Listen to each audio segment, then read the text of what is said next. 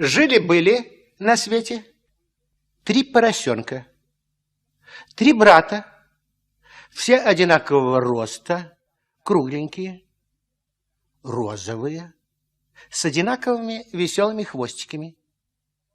Даже имена у них были похожи. Звали поросят Ниф-Ниф, Нуф-Нуф и Наф-Наф.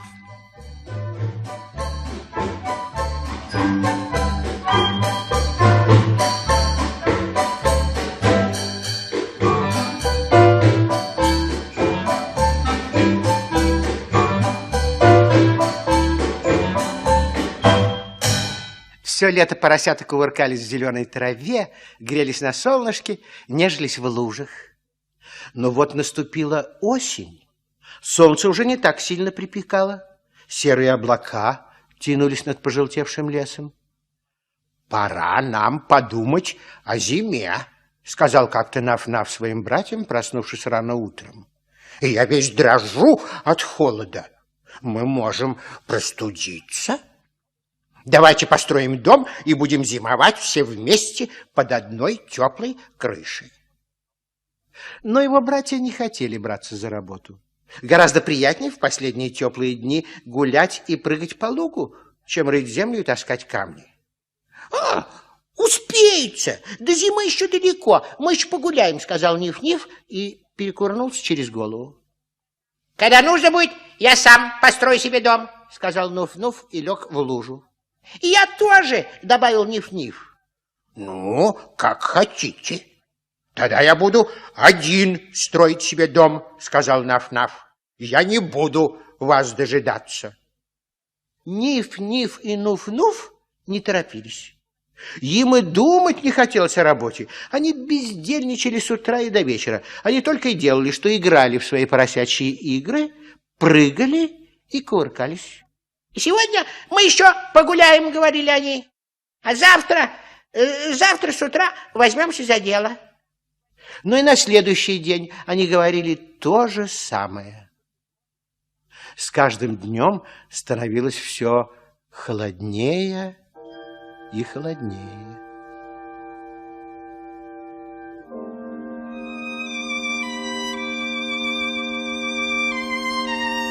И только тогда, когда большая лужа у дороги стала по утрам покрываться тоненькой корочкой льда, ленивые братья взялись, наконец, за работу.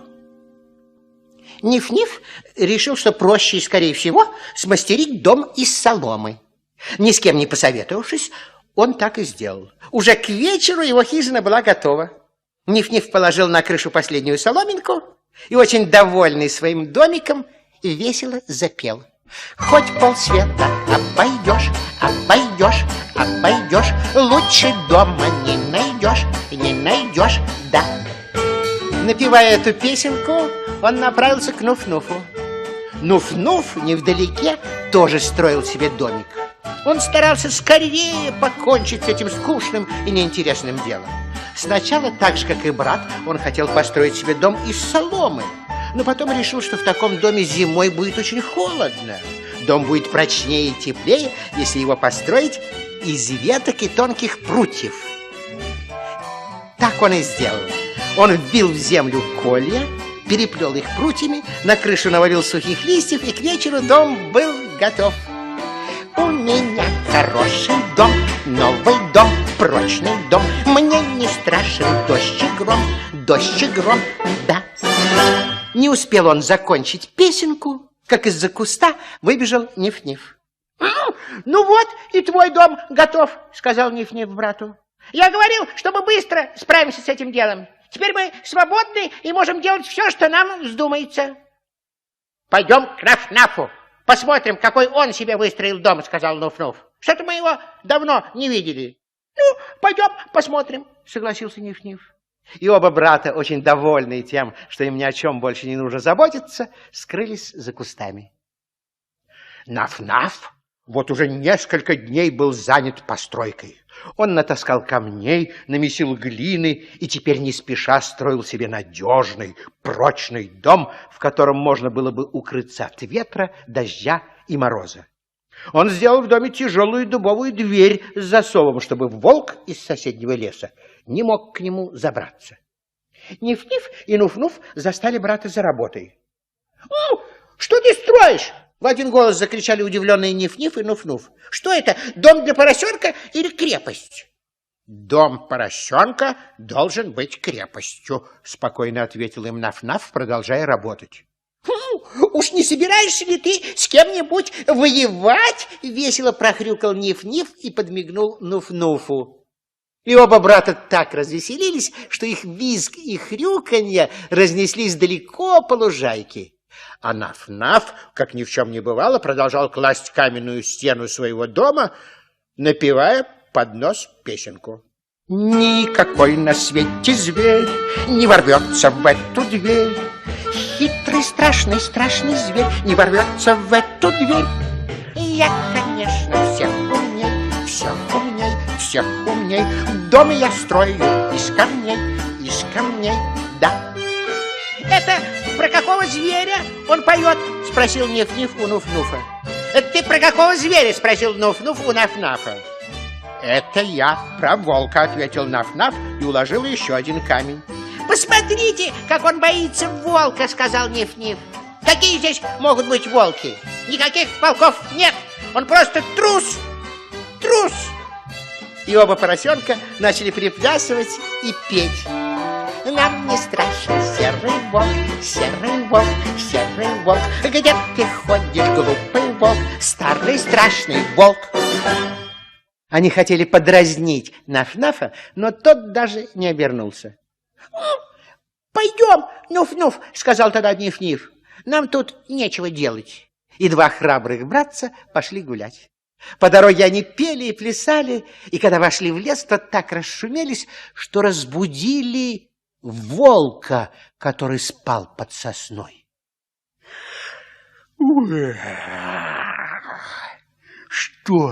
Что это за шум? Недовольно проворчал злой и голодный волк и поскакал к тому месту, откуда доносились визг и хрюканье двух маленьких глупых поросят. Ну, какие тут могут быть волки? Говорил в это время Ниф-Ниф, который волков видел только на картинках. А вот мы схватим его за нос, будет знать, добавил Нуф-Нуф, который тоже никогда не видел живого волка. И братья опять развеселились и запели. Нам не страшен серый волк, серый волк, серый волк. Где ты ходишь, глупый волк, старый страшный волк? И вдруг они увидели настоящего живого волка. Он стоял за большим деревом, и у него был такой страшный вид, такие злые глаза и такая зубастая пасть, что у Ниф-Нифа и Нуф-Нуфа по спинкам пробежал холодок, и тонкие хвостики мелко-мелко задрожали. Бедные поросята не могли даже пошевельнуться от страха. Волк приготовился к прыжку, щелкнул зубами, моргнул правым глазом, но поросята вдруг опомнились и, визжа на весь лес, бросились на утек. Никогда еще не приходилось им так быстро бегать, сверкая пятками и поднимая тучи пыли. Они неслись, каждый к своему дому.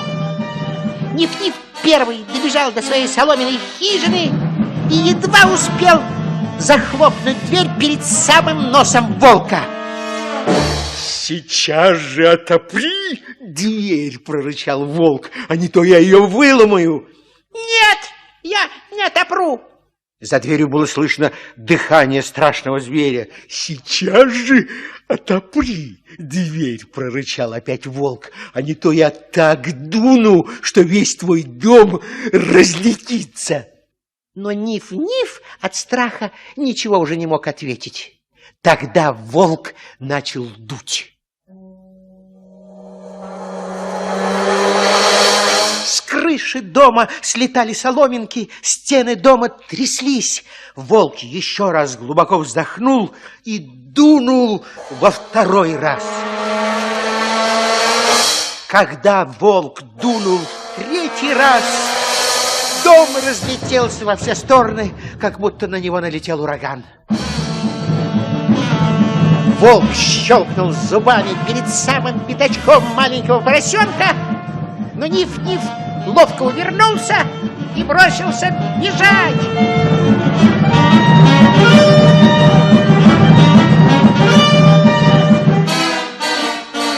Через минуту он был уже у двери Нуф-Нуфа.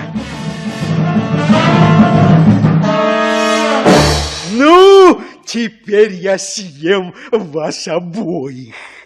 Ниф-Ниф и Нуф-Нуф испуганно поглядели друг на друга, но волк очень устал и потому решил пойти на хитрость. Я передумал, сказал он так громко, чтобы его услышали в домике. Я не буду есть этих худосочных поросят. Я лучше пойду домой.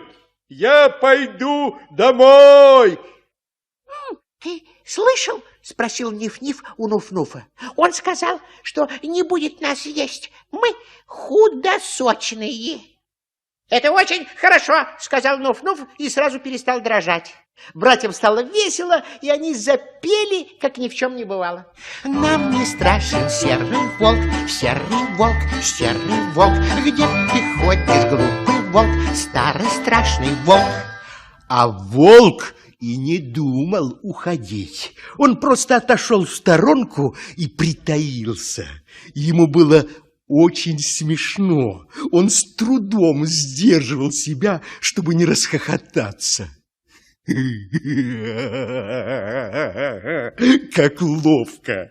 Как ловко я обманул этих двух глупых маленьких поросят. Когда поросята совсем успокоились, волк взял овечью шкуру и осторожно подкрался к дому. У дверей он накрылся шкурой и тихо постучал. Ниф-Ниф и Нуф-Нуф очень испугались. «Кто там?» — спросили они, и у них снова затряслись хвостики. «Это я, бедная маленькая овечка!» — чужим голосом пропищал волк. «Пустите меня переночевать! Я отбилась от стада, и я очень устала!» «Пустить?» — спросил брата добрый Ниф-Ниф. «Овечку можно пустить», — согласился Нуф-Нуф. «Овечка не волк». Но когда поросята приоткрыли дверь, они увидели не овечку, а все того же зубастого волка. Братья захлопнули дверь и изо всех сил налегли на нее, чтобы страшный зверь не смог к ним ворваться. Волк очень рассердился. Ему не удалось перехитрить поросят. Он сбросил с себя овечью шкуру и зарычал. «Ну, погодите же! От этого дома сейчас ничего не останется!» И он принялся дуть. Дом немного покосился. Волк дунул второй раз. Потом третий. Потом четвертый раз. С крыши слетали листья, стены дрожали, но дом все еще стоял. И только когда волк дунул в пятый раз, дом зашатался и развалился. Одна только дверь некоторое время еще стояла посреди развалин. В ужасе бросились поросята бежать. От страха у них отнимались ноги. Каждая щетинка дрожала. Носы пересохли. Братья мчались к дому Наф-Нафа.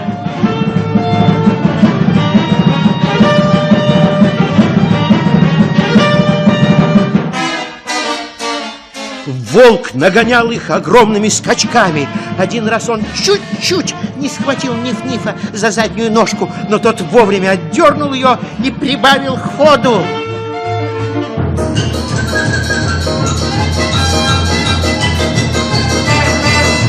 Волк тоже поднажал. Он был уверен, что на этот раз поросята от него не убегут. Но ему опять не повезло. Поросята быстро промчались мимо большой яблони, даже не задев ее, а волк не успел свернуть и налетел на яблоню, которая осыпала его яблоками. Одно твердое яблоко ударило его между глаз. Большая шишка вскочила у волка на лбу. А Ниф-Ниф и Нуф-Нуф, ни живы, ни мертвы, подбежали в это время к дому Наф-Нафа. Брат впустил их в дом и быстро закрыл дверь на засов. Бедные поросята были так напуганы, что ничего не могли сказать. Они молча бросились под кровать и там притаились. Наф-Наф сразу догадался, что за ними гнался волк. Но ему нечего было бояться в своем каменном доме. Он сел на табуреточку и запел. Никакой на свете зверь, хитрый зверь, страшный зверь, не откроет эту дверь, да. Но тут как раз постучали в дверь. «Кто стучит?» — спокойно спросил Наф-Наф. «Открывай! Открывай без разговоров!» — раздался голос волка. «Как бы не так, и не подумаем», — твердо ответил Наф-Наф. «Ах так? Ну, держитесь, теперь я съем всех троих». «Попробуй», — ответил из-за двери Наф-Наф, даже не привстав со своей табуреточки. Он знал, что ему и братьям нечего бояться в прочном каменном доме. Тогда волк втянул в себя побольше воздуха и дунул, как только мог. Но сколько он ни дул, ни один даже самый маленький камень не сдвинулся с места. Волк посинел от натуги, дом стоял как крепость. Тогда волк стал трясти дверь, но дверь тоже не поддавалась. Волк стал от злости царапать когтями стены дома, грызть камни, из которых они были сложены, но он только обломал себе когти и испортил зубы. Голодному и злому волку ничего не оставалось делать, как убираться восвояси. Но тут он поднял голову и вдруг заметил большую широкую трубу на крыше. «Ага, вот через эту трубу я и проберусь в дом», — обрадовался волк. Он осторожно влез на крышу и прислушался. В доме было тихо. «Я все-таки закушу сегодня свежей поросятиной», — подумал волк и, облизнувшись, полез в трубу. Но как только он стал спускаться по трубе, поросята услышали шорох. А когда на крышу котла стала сыпаться сажа, умный Наф-Наф сразу догадался, в чем дело. Он быстро бросился к котлу, в котором на огне кипела вода, и сорвал с него крышку. «Милости просим», — сказал Наф-Наф и подмигнул своим братьям. Ниф-Ниф и Нуф-Нуф уже совсем успокоились и, счастливо улыбаясь, смотрели на своего умного и храброго брата.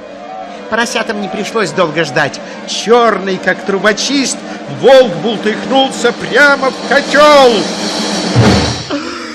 Глаза у него вылезли на лоб, вся шерсть поднялась дыбом, с диким ревом ошпаренный волк вылетел обратно на крышу, скатился по ней на землю, перекувырнулся 4 раза через голову, проехался на своем хвосте мимо запертой двери и бросился в лес. А 3 брата, 3 маленьких поросенка глядели ему вслед и радовались, что они так ловко проучили злого разбойника. Никакой на свете зверь не откроет эту дверь. Хитрый, страшный, страшный зверь не откроет эту дверь. Хоть полсвета обойдешь, обойдешь, обойдешь, лучше дома не найдешь, не найдешь, да. Волк из леса никогда, никогда, никогда не вернется к нам сюда, да. С этих пор братья стали дружно жить все вместе под одной крышей. Нам не страшен серый волк, серый волк, серый волк. Где ты ходишь, глупый волк, старый страшный волк? Вот И все, что мы знаем про 3 маленьких поросят. Ниф-Нифа, Нуф-Нуфа и Наф-Нафа.